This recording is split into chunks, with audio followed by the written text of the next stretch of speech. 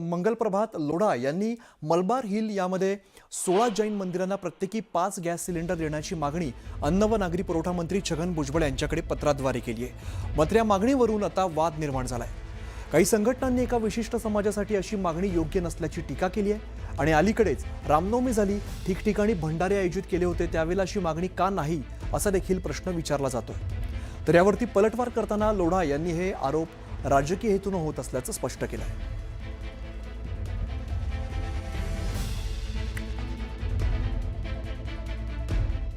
मंगलप्रभात लोढाजी यांनी पत्र दिलंय की जैन देरासरना गॅस सिलेंडर आपण ताबडतोबीने द्यावे। जर मुख्यमंत्री असं म्हणतायत की कुठल्याही प्रकारची कमतरता नाही आहे आणि एक महाराष्ट्राचा मंत्री फक्त एका विशिष्ट समाजासाठी, ते महाराष्ट्राचे मंत्री आहेत, हे विसरले आहेत की ते समाजाचे मंत्री नाही आहेत, ते महाराष्ट्राचे मंत्री आहेत। महाराष्ट्राच्या प्रत्येक नागरिकाला गॅस मिळणं किंवा इंधन मिळणं ही त्यांची जबाबदारी आहे, परंतु एका विशिष्ट समाजासाठी ते पत्र लिहित आहेत, याचा अर्थ अफवा ते पसरवत आहेत। ये राजनीतिक व्यक्ति राजनीतिक प्रभाव से ये सब करते हैं, मैं इसकी निंदा करता हूँ। ये कोई भी जब विशेष धार्मिक कार्यक्रम होता है, जैसे शिरडी के लिए मान लो भंडारा होना है या किसी मंदिर के अंदर आज प्रतिष्ठा है या ये जैनों की होली है, इनके लिए रेगुलर गैस की सुविधा नहीं होती है। तो जो भी मेरे पास में आया, परसों मेरी विधानसभा के अंदर, मैंने मेरी विधानसभा तो खुद को लिमिट रखा और मेरी जिम्मेदारी है कि मेरी विधानसभा में यदि कोई भी किसी को किल्लत हो उसकी मैं सहायता करूं। जो परसों एक शिरडी के लिए जिनका भंडारा था वो आए, उनको भी मैंने गैस कनेक्शन दिलवाया, जैन आए उनको भी दिलवाया, मंदिर वाले आए उनको भी दिलवाया। और अभी भी मेरा कहना है, कोई भी मेरी विधानसभा में विशेष धार्मिक कार्यक्रम जिनको रेगुलर गैस उपलब्ध नहीं है, यदि उसमें उनको गैस चाहिए तो उसके बारे में यदि वो मेरे को पत्र लिखेंगे तो मैं उनकी जरूर सहायता करूँगा। तर आखाती देशात सुरू असलेल्या युद्धामुळे इंधन पुरवठ्याची साखळी विस्कळीत झाली आणि यामध्येच लॉकडाऊन लागणाऱ्या अफवेमुळे गोंदिया जिल्ह्यातील पेट्रोल पंपांवरती वाहनधारकांनी मोठी गर्दी केली होती।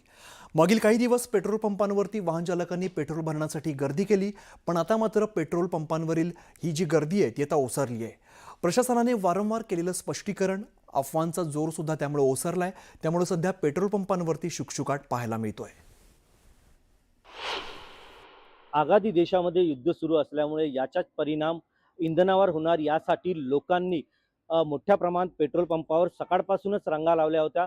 काही दिवसा अगोदर बघितलं की आपण सकाळपासून लोकांनी पेट्रोल पंपावर पेट्रोल आणि डिझेलसाठी मोठ्या प्रमाणात रांगा लावल्या होत्या। मात्र आजची परिस्थिती अशी आहे की या पेट्रोल पंपावर लोकांचा सुकसुकाट आहे। लोक सकाळपासून पाहिलं की लोक इथे येत नाही आहे, कारण की काही दिवसाआधी आघाडी देशामध्ये युद्ध सुरू असल्यामुळे पेट्रोलची टंचाई होणार, डिझेलची टंचाई होणार, यासाठी लोकांनी आपल्या गाड्यांचे जे डिझेल टँक, पेट्रोल टँक आहे ते फुल करून घेतलं आणि अतिरिक्त पेट्रोल आणि डिझेल सुद्धा भरून ठेवलं। आणि याचाच परिणाम आता पेट्रोल पंपवर दिसत आहे की लोक या ठिकाणी येत नाही आहेत। आपल्यासोबत काही पेट्रोल पंपचे कर्मचारी, आपण त्यांच्यासोबत जाणून घेऊया की काय परिस्थिती होती, काय सांगणार आज, काय परिस्थिती आज, लोक दिसत नाही आहे। याआधी लोक मोठ्या प्रमाणात सकाळीच रांगा लावून दिसत होते, काय सांगणार? सर, आता एका हप्ता अगोदर पेट्रोल पंप युद्ध सुरू असल्यामुळे लोकांना भीती वाटत होती, त्या कारणामुळे लोकांनी गाड्या फुल केल्या आणि आता स्थिती नॉर्मल झालेली आहे।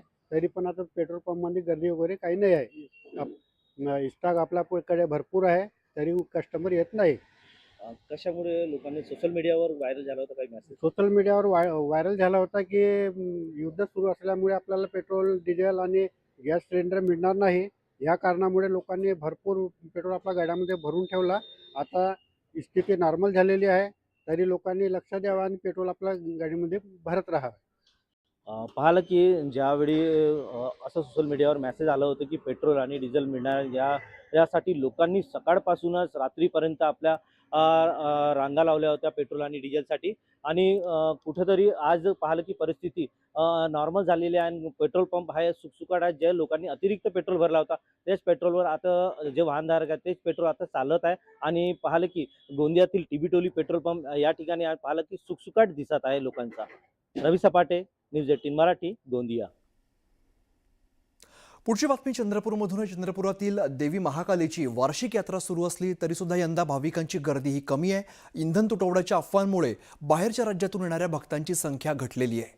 सिलेंडरच्या अभावामुळे श्रद्धाळू प्रसादासाठी सरपण घेऊन जात आहेत, पण मुख्य पर्व काळात सुद्धा गर्दी घटल्याचं चित्र बघायला मिळतंय. चंद्रपूरची आदिदेवत माता महाकालीची जी चैत्र नवरात्र आहे ती सुरू आहे आणि त्यामुळे आता या यात्रेमध्ये जे आहे ते रामनवमी पासून ते हनुमान जयंतीपर्यंत एक मोठ्या प्रमाणात गर्दी होते, पण यावेळेस सुद्धा गर्दी होते ते दिसत नाही आहे. मला म्हणजे यात्रा महिनाभर झालंच आहे, परंतु या जे काळ आहे ते मागे 10 दिवस आहे त्यामध्ये मोठ्या प्रमाणात गर्दी असते.